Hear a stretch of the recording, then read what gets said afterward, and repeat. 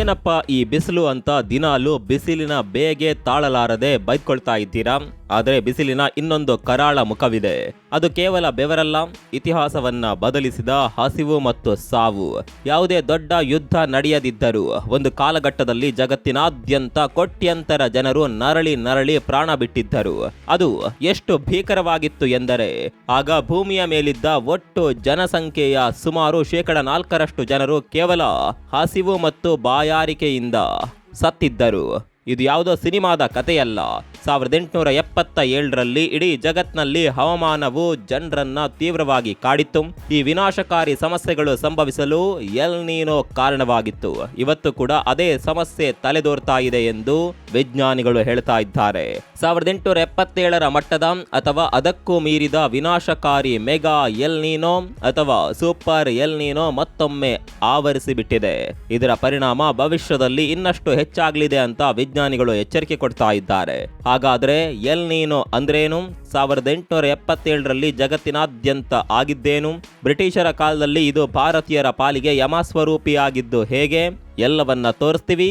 ಸ್ನೇಹಿತರೆ ನಮಸ್ಕಾರ. ಚರಿತ್ರೆಯ ಮತ್ತೊಂದು ವಿಡಿಯೋಗೆ ನಿಮಗೆಲ್ಲ ಪ್ರೀತಿಯ ಸ್ವಾಗತ.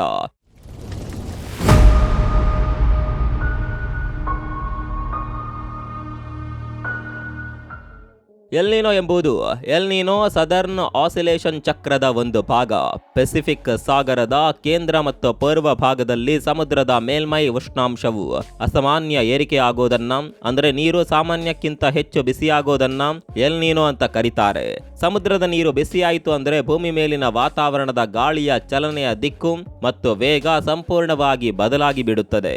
ಇದು ಹುಟ್ಟುವುದು ಪೆಸಿಫಿಕ್ ಸಾಗರದಲ್ಲಿ. ಪೆಸಿಫಿಕ್ ಸಾಗರದಲ್ಲಾದರೂ ಕೂಡ ಇದರ ಪರಿಣಾಮ ಮಾತ್ರ ಇಡೀ ಪ್ರಪಂಚದ ಮೇಲೆ ಆಗುತ್ತದೆ. ಎಲ್ ನೀನೋ ಬಂದ್ರೆ ಏನಾಗುತ್ತೆ ಗೊತ್ತಾ?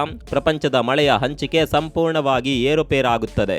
ಭಾರತ, ಆಸ್ಟ್ರೇಲಿಯಾ, ದಕ್ಷಿಣ ಮತ್ತು ಮಧ್ಯ ಆಫ್ರಿಕಾ ಹಾಗೂ ಅಮೆಜಾನ್ ಕಾಡುಗಳ ಭಾಗದಲ್ಲಿ ಭೀಕರ ಬರಗಾಲ ಕಾಡುತ್ತದೆ. ವಿಪರೀತ ಬಿಸಿಲು ಶುರುವಾಗುತ್ತದೆ ಮತ್ತು ಕಾಡ್ಗಿಚ್ಚಿನ ಅಪಾಯ ಹೆಚ್ಚಾಗುತ್ತದೆ. ಆದರೆ ಅದೇ ಸಮಯದಲ್ಲಿ ಅಮೆರಿಕದ ದಕ್ಷಿಣ ಭಾಗದಲ್ಲಿ ವಿಪರೀತ ಮಳೆಯಾಗಿ ಪ್ರವಾಹಗಳು ಸೃಷ್ಟಿಯಾಗ್ತವೆ. ಇಡೀ ಉತ್ತರ ಅಮೆರಿಕದಲ್ಲಿ ಸಾಮಾನ್ಯಕ್ಕಿಂತ ಹೆಚ್ಚಿನ ತಾಪಮಾನ ಇರುತ್ತದೆ. ಅಂದ್ರೆ ಒಂದು ಕಡೆ ಹನಿ ನೀರಿಗೂ ಹಾಹಾಕಾರ, ಇನ್ನೊಂದು ಕಡೆ ಪ್ರವಾಹ. ಇದು ಎಲ್ ನೀನೋ ಮಾಡುವಂತಹ ಅವಾಂತರ. ಸ್ನೇಹಿತರೆ, ಅಂದು ಬಂದಿದ್ದ ಎಲ್ ನೀನೋ ಇತಿಹಾಸದಲ್ಲೇ ಅತ್ಯಂತ ಶಕ್ತಿಶಾಲಿ ಮತ್ತು ವಿನಾಶಕಾರಿಯಾಗಿತ್ತು. ಜಾಗತಿಕವಾಗಿ ಅಂದಾಜು 30ರಿಂದ 50 ಮಿಲಿಯನ್ ಅಂದ್ರೆ 3ರಿಂದ 5 ಕೋಟಿ ಜನ ಸಾವನ್ನಪ್ಪಿದ್ದರು. ಅದು ಅಂದಿನ ಜಾಗತಿಕ ಜನಸಂಖ್ಯೆಯ 4%ರಷ್ಟಿತ್ತು.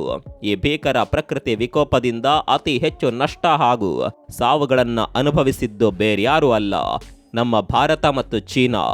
ಮಾನ್ಸೂನ್ ಏಷ್ಯಾ ಎಂದು ಕರೆಯಲ್ಪಡುವ ಈ ಭಾಗದಲ್ಲಿ ಶತಮಾನಗಳಲ್ಲೇ ಕಂಡು ಕೇಳರಿಯದಂತಹ ಬರಗಾಲ ಎದುರಾಗಿತ್ತು. ಮಳೆಯನ್ನೇ ನಂಬಿ ಕೃಷಿ ಮಾಡ್ತಾ ಇದ್ದ ಅಂದಿನ ಭಾರತವನ್ನ ಎಲ್ ನೀನೋ ಮತ್ತು ಹಿಂದೂ ಮಹಾಸಾಗರದಲ್ಲಿ ಉಂಟಾದ ಎಕ್ಸ್ಟ್ರೀಮ್ ಇಂಡಿಯನ್ ಓಷನ್ ಡೈಪೋಲ್ ಮುಂಗಾರು ಮಳೆಯನ್ನೇ ಸಂಪೂರ್ಣವಾಗಿ ನಾಶ ಮಾಡಿತ್ತು. ಇತಿಹಾಸದ ದಾಖಲೆಗಳ ಪ್ರಕಾರ ಭಾರತದಲ್ಲಿ ಅಂದು ಬರೋಬ್ಬರಿ 5.6 ಮಿಲಿಯನ್ನಿಂದ 10.3 ಮಿಲಿಯನ್ ಅಂದ್ರೆ 56 ಲಕ್ಷದಿಂದ 1 ಕೋಟಿಯಷ್ಟು ಜನರು ಸಾವನ್ನಪ್ಪಿದ್ದರು. ಆಧುನಿಕ ಲೆಕ್ಕಾಚಾರಗಳ ಪ್ರಕಾರ ಕನಿಷ್ಠ 82 ಲಕ್ಷ ಭಾರತೀಯರು ಮೃತಪಟ್ಟಿದ್ದಾರೆ. ಸುಮಾರು 6.7 ಲಕ್ಷ ಚದರ ಕಿಲೋಮೀಟರ್ ಪ್ರದೇಶದಲ್ಲಿ ವಾಸ ಮಾಡ್ತಾ ಇದ್ದ ಬರೋಬ್ಬರಿ 5.8 ಕೋಟಿ ಜನರಿಗೆ ಕುಡಿಯಲು ನೀರಿಲ್ಲ, ತಿನ್ನಲು ಅನ್ನ ಇರಲಿಲ್ಲ. ಅತಿ ಹೆಚ್ಚು ಸಾವುಗಳು ಸಂಭವಿಸಿದ್ದು ದಕ್ಷಿಣ ಭಾರತದಲ್ಲಿ, ವಿಶೇಷವಾಗಿ ಮದ್ರಾಸ್ ಪ್ರೆಸಿಡೆನ್ಸಿ ಅಂದ್ರೆ ಇಂದಿನ ತಮಿಳುನಾಡು ಮತ್ತು ಆಂಧ್ರ ಭಾಗಗಳು. ಈ ಭಾಗದಲ್ಲೇ 4ರಿಂದ 5 ದಶಲಕ್ಷ ಅಂದ್ರೆ 40ರಿಂದ 50 ಲಕ್ಷ ಜನ ಸತ್ತೋಗಿದ್ರು. ದಕ್ಕನ್ ಪ್ರಸ್ಥಭೂಮಿಯಲ್ಲಿ ಬೆಳೆಗಳು ಸಂಪೂರ್ಣವಾಗಿ ಕಮರಿ ಹೋಗಿದ್ದವು. ಇನ್ನು ಪಶ್ಚಿಮ ಮತ್ತು ಮಧ್ಯ ಭಾರತದ ಬಾಂಬೆ ಪ್ರೆಸಿಡೆನ್ಸಿ, ಹೈದರಾಬಾದ್, ಮೈಸೂರು ಸಂಸ್ಥಾನ ಹಾಗೂ ಸೆಂಟ್ರಲ್ ಪ್ರಾವಿನೆನ್ಸ್ನಲ್ಲಿ ಲಕ್ಷಾಂತರ ಜನ ಪ್ರಾಣ ಬಿಟ್ಟಿದ್ರು. ಉತ್ತರ ಭಾರತದ ಪಂಜಾಬ್ ಮತ್ತು ಅವಾಧ್ ಪ್ರಾಂತ್ಯದಲ್ಲಿ 12 ಲಕ್ಷಕ್ಕಿಂತ ಹೆಚ್ಚು ಜನ ಸಾವನ್ನಪ್ಪಿದ್ರು. ಬರಗಾಲದ ಜೊತೆಗೆ ಮಲೇರಿಯಾದಂತಹ ಸಾಂಕ್ರಾಮಿಕ ರೋಗಗಳು ಅಪ್ಪಳಿಸಿ ಭಾರತ ಅಕ್ಷರಶಃ ಸ್ಮಶಾನವಾಗಿ ಬದಲಾಗಿತ್ತು. ಭಾರತದಲ್ಲಿ ಇಷ್ಟೊಂದು ಸಾವು ಸಂಭವಿಸಲು ಕೇವಲ ಎಲ್ ನೀನೋ ಬರಗಾಲ ಮಾತ್ರ ಕಾರಣವಾಗಿರಲಿಲ್ಲ. ಅಂದು ಭಾರತವನ್ನ ಆಳ್ತಾ ಇದ್ದ ಬ್ರಿಟಿಷರ ವಸಾಹತುಶಾಹಿ ನೀತಿಗಳು ಈ ನೈಸರ್ಗಿಕ ವಿಕೋಪವನ್ನ ಒಂದು ಹತ್ಯಾಕಾಂಡವನ್ನಾಗಿ ಬದಲಾಯಿಸಿದವು. ಒಂದೆಡೆ ಭಾರತೀಯರು ಹಸಿವಿನಿಂದ ಬೀದಿಯಲ್ಲಿ ಸಾಯ್ತಾ ಇದ್ರೆ, ಬ್ರಿಟಿಷರು ಭಾರತದಲ್ಲಿ ಬೆಳೆದ ಧಾನ್ಯಗಳನ್ನ ವಿದೇಶಗಳಿಗೆ ರಫ್ತು ಮಾಡುತ್ತಲೇ ಇದ್ರು. ಆಹಾರದ ತೀವ್ರ ಅಭಾವ ಸೃಷ್ಟಿಯಾದರೂ ಕೂಡ ಬ್ರಿಟಿಷ್ ಸರ್ಕಾರ ಪರಿಹಾರ ಕಾರ್ಯಾಚರಣೆಯನ್ನ ಮಾಡಲಿಲ್ಲ. ಬದಲಿಗೆ ಕಟ್ಟುನಿಟ್ಟಾದ ಆರ್ಥಿಕ ನೀತಿಗಳನ್ನ ಜಾರಿ ಮಾಡಿತು. ಜನರಿಗಾಗಿ ತೆರೆಯಲಾದ ಪರಿಹಾರ ಶಿಬಿರಗಳು ಅಕ್ಷರಶಃ ಡೆತ್ ಕ್ಯಾಂಪ್ಗಳಾಗಿದ್ದವು. ಆ ಕ್ಯಾಂಪ್ಗಳಲ್ಲಿ ಕೆಲಸ ಮಾಡಿದವರಿಗೆ ಮಾತ್ರ ಅಲ್ಪ ಸ್ವಲ್ಪ ಊಟ ನೀಡಲಾಗ್ತಾ ಇತ್ತು.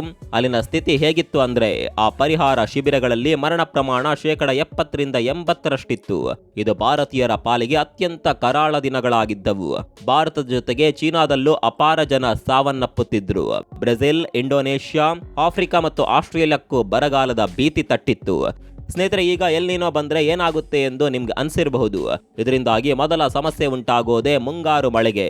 ಈಗಾಗಲೇ ಮುಖ್ಯಮಂತ್ರಿ ಸಿದ್ದರಾಮಯ್ಯ ಅವರು ಕೂಡ ರಾಜ್ಯದ 5 ಜಿಲ್ಲೆ ಬಿಟ್ಟು ಉಳಿದ ಎಲ್ಲಾ ಜಿಲ್ಲೆಗಳಲ್ಲಿ ಮಳೆ ಕೊರತೆ ಉಂಟಾಗಲಿದೆ ಎಂಬ ಶಾಕಿಂಗ್ ನ್ಯೂಸ್ ಹೇಳಿದ್ದಾರೆ. ಈಗಾಗಲೇ ರಾಜ್ಯದ ಎಲ್ಲಾ ಜಿಲ್ಲೆಗಳಲ್ಲೂ ಕೂಡ ಬಿಸಿಲಂತೂ ಸುಡ್ತಾ ಇದೆ.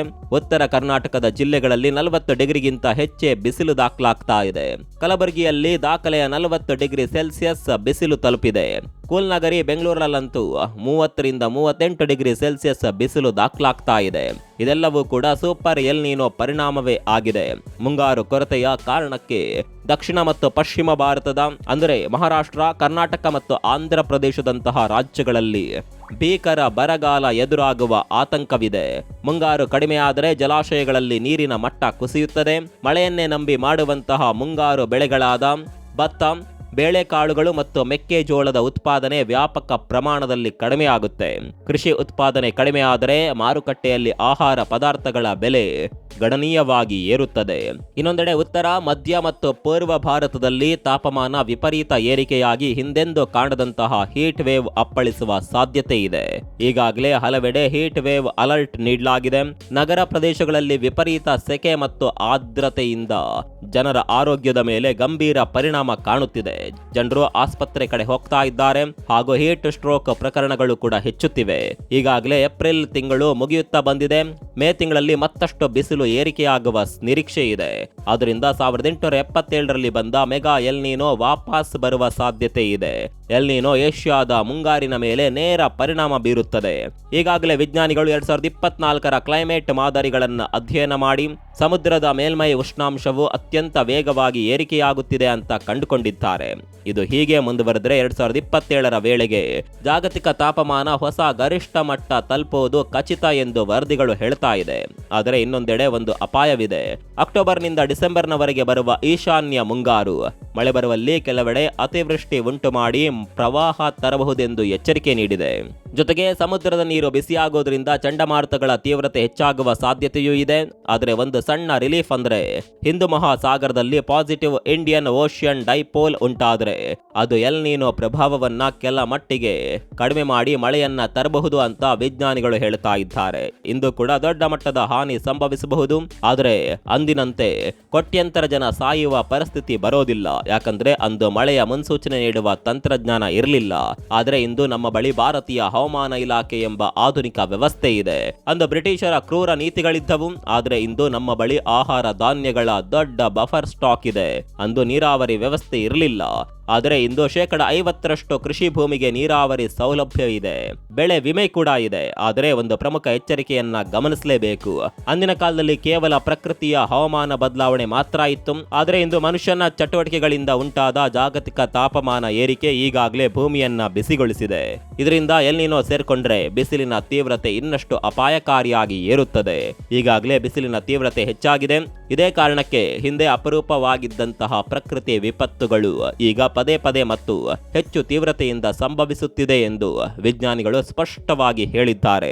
ಸ್ನೇಹಿತರೆ, ಬಿಸಿಲ ಹೊಸ ಮುಖವಾದ ಎಲ್ ನೀನೋ ಬಗ್ಗೆ ನಿಮ್ಮ ಅಭಿಪ್ರಾಯವನ್ನು ಕಾಮೆಂಟ್ ಮಾಡಿ. ಮತ್ತೊಂದು ವಿಡಿಯೋದಲ್ಲಿ ಸಿಗೋಣ. ಅಲ್ಲಿವರೆಗೂ ನಮಸ್ಕಾರ.